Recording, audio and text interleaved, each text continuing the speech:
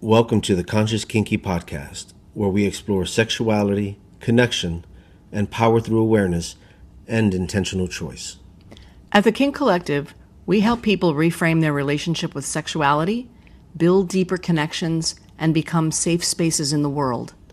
Each episode invites reflection, not performance.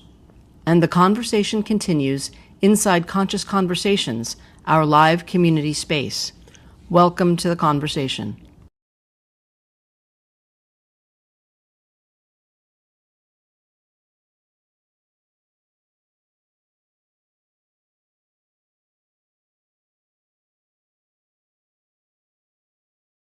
Welcome to the Conscious Kinky Podcast. Hi, I'm Joshua. And I'm Kat. Oh shit, we didn't change our outfits for this one. This podcast exists because power doesn't end with awareness. It continues with responsibility, how we hold influence, make impact, and care for the spaces we're part of. At the Kink Collective, our work is simple and intentional. We help people mature in their relationships with power, not just how to claim it, but how to steward it with integrity. Each week we slow down. We slow things down, we explore kink, leather, and intimacy, not as titles or authority to wield, but as practices that reveal character, accountability, and care.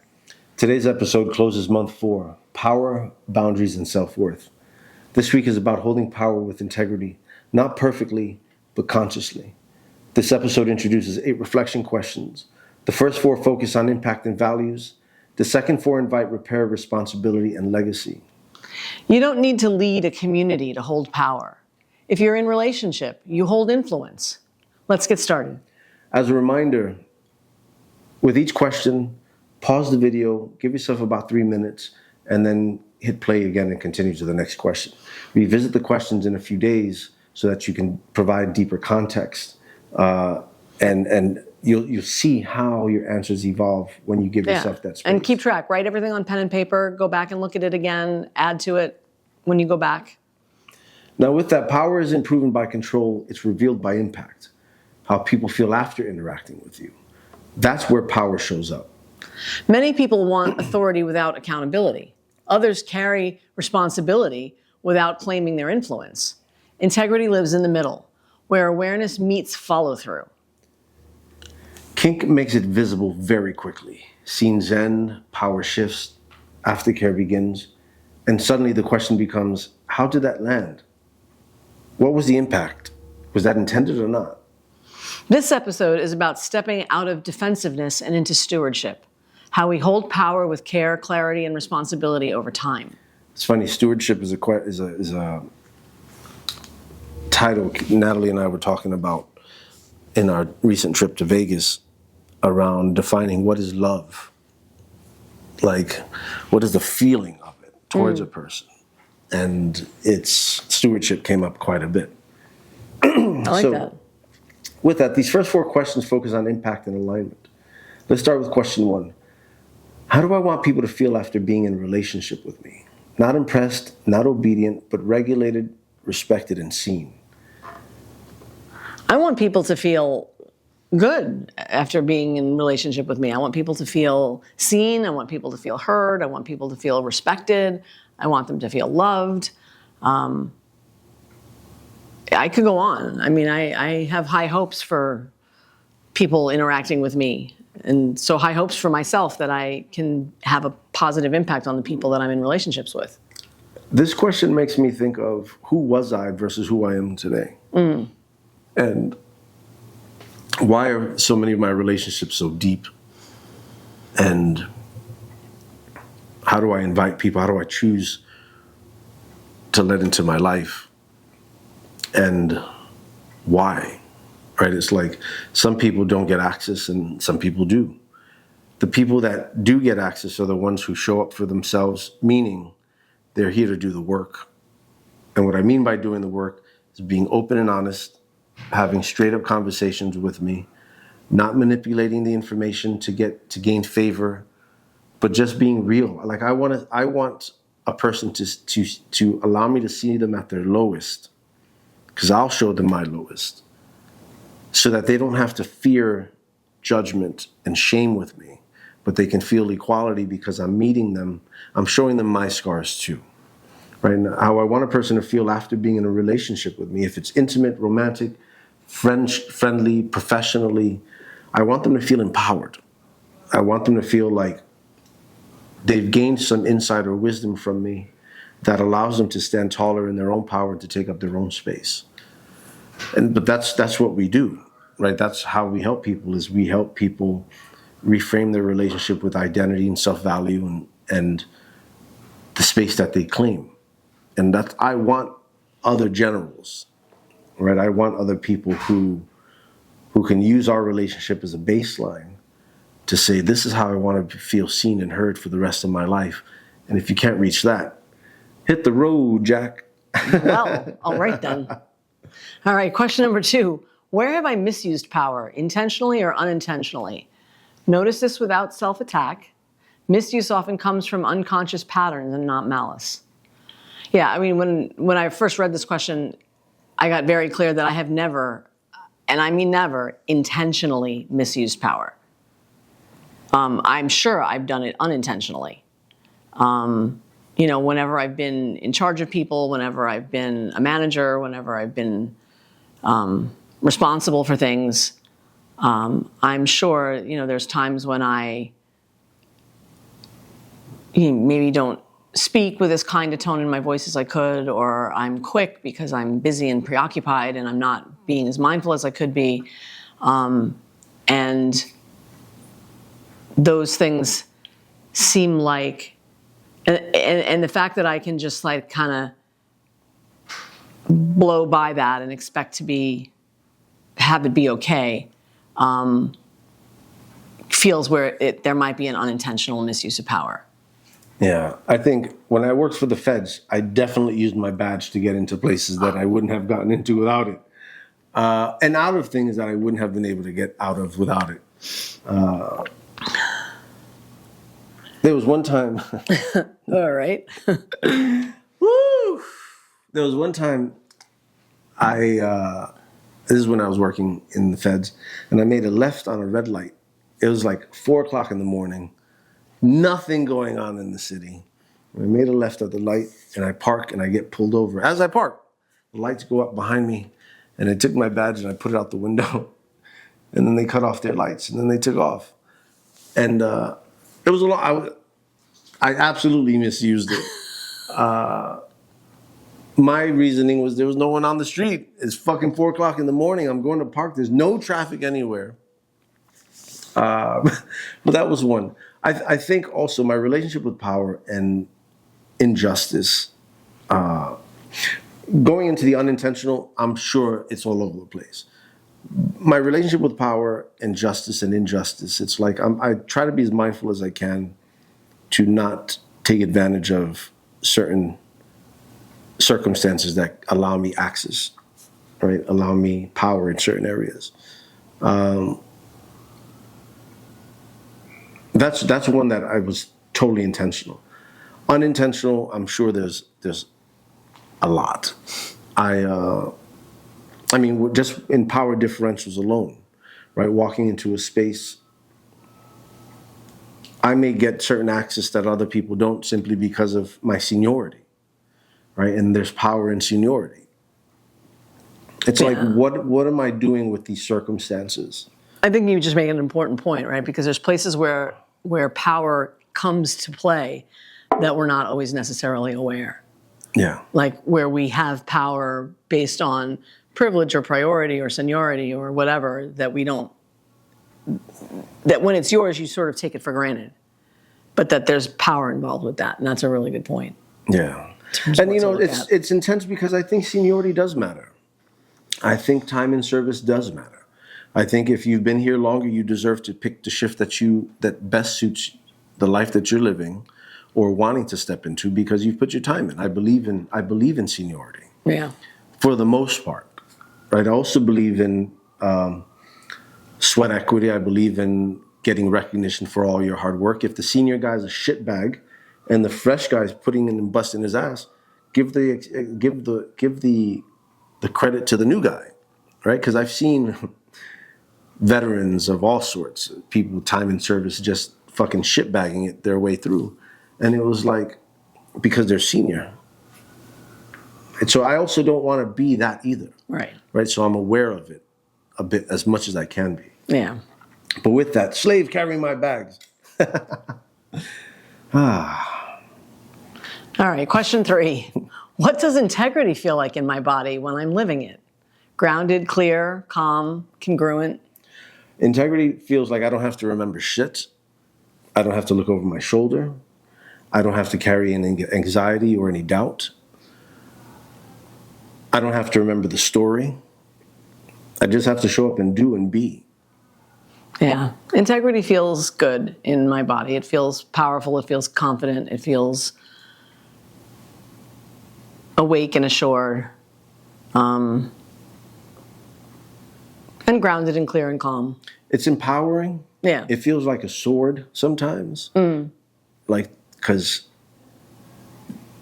I don't have to remember anything. Right. Like integrity. Include the absence of omission when it comes to integrity. Right? Integrity doesn't mean half-truth. When you're talking about honesty, how to define honesty inside of integrity, right? Right? It doesn't mean half-truth. It doesn't mean make it look pretty. It doesn't mean box that shit up so it has a pretty bow on it. Yeah, we call it a lie. There's lies of commission where you're actually telling lies, but then there's lies of omission where you're lying by what you're not saying. And that doesn't fall into the spectrum of integrity, no matter how fucking pretty you paint that box. Right. How do I know? Because I fucking tried. Right? So this is like, it was a pretty ass box, but it doesn't, it's like buying a bootleg purse. Right? The tag's just not in there and the stitching is just off center. It's like it looks good, but it's not real. And I paid for it when I wasn't in integrity. Yeah. All right, question 4. What values guide how I hold influence, desire, or leadership? Is it truth, transparency, responsibility, service, respect? Which values are lived, not just stated? For me, the values that come to mind are compassion, integrity, and loyalty. Those are probably my 3 biggest values that I try to at least have guide how I live all my life. Compassion is a practice for me, and integrity and loyalty are really important for me. I have high expectations for the people around me to live up to those same values, and so I try very hard to live up to those values myself. What values guide how I hold influence, desire, and leadership? Service is one of them. Like, I think when I say service, it's service from like universal law. Like, be a person that brings more than they take, and help people through, not help, but witness people through their own journey and processes, right? I think the service comes in the witnessing, and to say, I see you where you're at. Truth is also another one. It's like, I gotta be straight up with you, man. This is what's happening. This is not what's happening. Truth with compassion. I'll put that, right? It's like, you don't have to use the heavy words to get the point across. It's actually something that, as a leader, as a person of influence, I have to have a conversation with someone about things that didn't align. And I have to find the right language so that it's not offensive, but it's productive. So those are a couple of values that guide how I hold influence and leadership. Yeah. And actionable.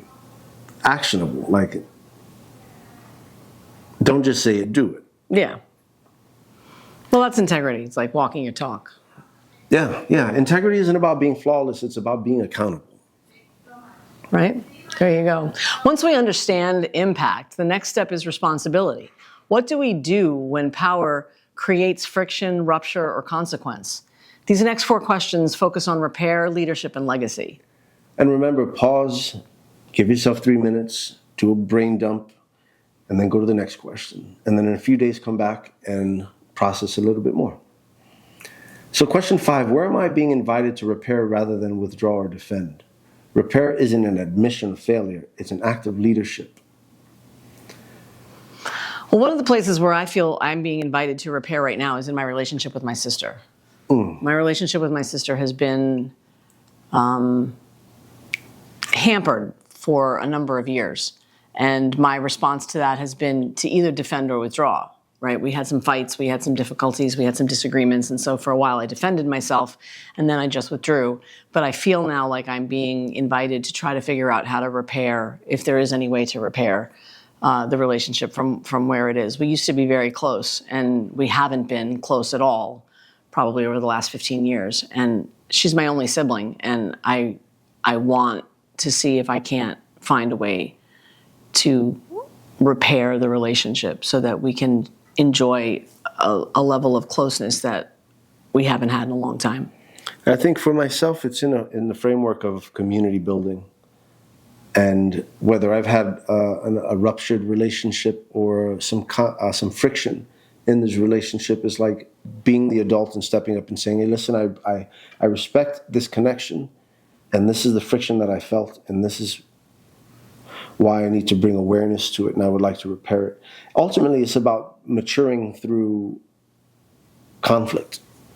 And how do I make sure that the bridges aren't burned, but mended, maintained, and repaired, right? Because I don't have to sever things if I can be the adult to step up and give another person an option to step up too. I like that.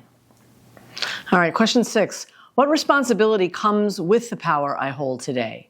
Power grows whether we acknowledge it or not, and responsibility grows with it. I think for me, the responsibility that comes with the power is to communicate and to make sure we're all on the same page. Okay. Right? I have the power. I have the power. Who's seen the He-Man trailer? New He-Man trailer. Okay.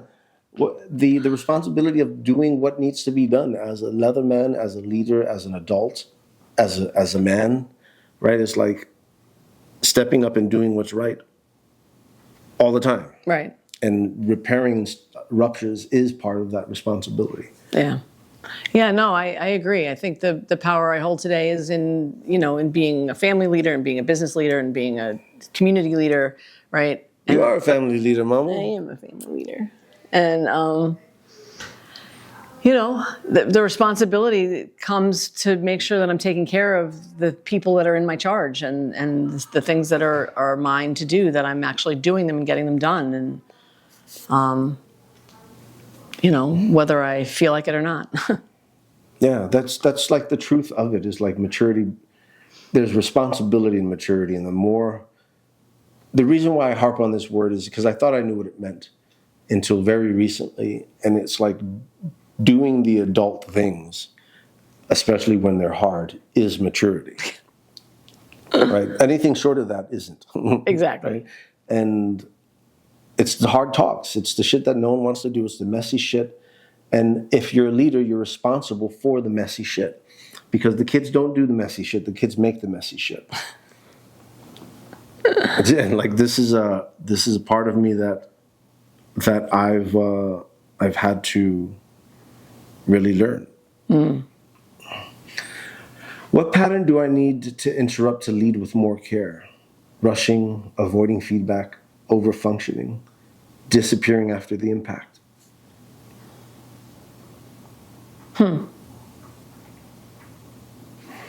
I think myself is avoiding feedback. Yeah. I think I get worried about criticism, like it's shameful. Criticism is shameful for me. Like I failed somehow. I had a long struggle with that in my life. I don't think I have it as much anymore, but there was a long period of time where I remember my dad used to say to me, "Why can't you take criticism? Like, why can't you take feedback?" Because I couldn't for a really long time, because it felt like I was being attacked. Yeah. And I had a really hard time with it. I don't think that that's true anymore. I think the patterns that I need to more interrupt now have to do with care and consideration, right? Like when I'm caught up in my stuff, sometimes I have to watch my tone with the people around me, right? That I am kind and caring and, even when it means taking an extra step to be kind and caring, where sometimes I can just be like offhanded and dismissive. But sometimes that doesn't land well with people. And so I need to be more careful about how I come across so that people feel the way I want them to feel. Yeah. Which is not dismissed or made less than or anything, which is the feedback that I have gotten over years is that happens sometimes if I'm not careful with my tone. Also, for me, I think the pattern I need to be more mindful of is opening for input. Right? Like, because avoiding feedback sounds post leadership. I guess feedback during is also like hearing other people's input and opinions or perspectives. Sometimes I shut it down because I'm in the momentum of it. Right. So I guess rushing is part of that too. So slowing down, I think slowing down, patterns I need to do to lead with more care is to slow down, listen more, provide more opportunities for input. I like all that, actually. Yeah. That's insightful on your part. So, last question. What legacy am I practicing right now through my relationships? Not someday, not in theory, but in daily interaction. I don't know. The legacy I feel like I'm practicing right now in my relationships is being able to communicate honestly and clearly, right? Being able to have the hard talks, being able to communicate when it's hard. Yeah. I agree. The same as for me is showing up and showing what acceptance and patience can feel like, and love, showing what acceptance feels like. Yeah. So I think that's what I'm practicing now is acceptance and digging into and sharing my fears as well. Right? Processing my stuff around jealousy and disconnect and fear and mama not being there. So let's review the questions that closed month 4. Week 4, holding power with integrity. Set 1 was around awareness and orientation. How do I want people to feel after being in a relationship with me? 2, where have I misused power intentionally or unintentionally? Number 3, what does integrity feel like in my body when I'm living it? What values guide how I hold influence, desire, or leadership? And set 2 is around deeper introspection and integration. 1 is where am I being invited to repair rather than withdraw or defend? The next one is what responsibility comes with the power that I hold today? Number 3, what pattern do I need to interrupt to lead with more care? And 4, what legacy am I practicing right now through my relationships? If one of these questions feels uncomfortable, that's the one where growth is already happening. Look at that smile. You know, Katie Couric has you a smile. Aw. Yeah, right? So, Thanks, Jay. power held without integrity creates harm. Integrity practiced consistently builds trust. Transformation through kink isn't about dominance or submission. It's about learning how to hold influence without losing humanity. These questions will be explored live inside Conscious Conversations, our Tuesday night space where people who want to practice leadership, repair, and responsibility in real time. You don't need to be perfect. You need to be present and willing to respond when impact happens. Thanks for listening to the Conscious Kinky Podcast. New episodes drop every Friday. And the conversation continues inside Conscious Conversations every Tuesday night. Until next time, remember, power doesn't make you a leader. Integrity does. We'll see you in the conversation. Good job, Mama. Thanks. Open the chat. My chat?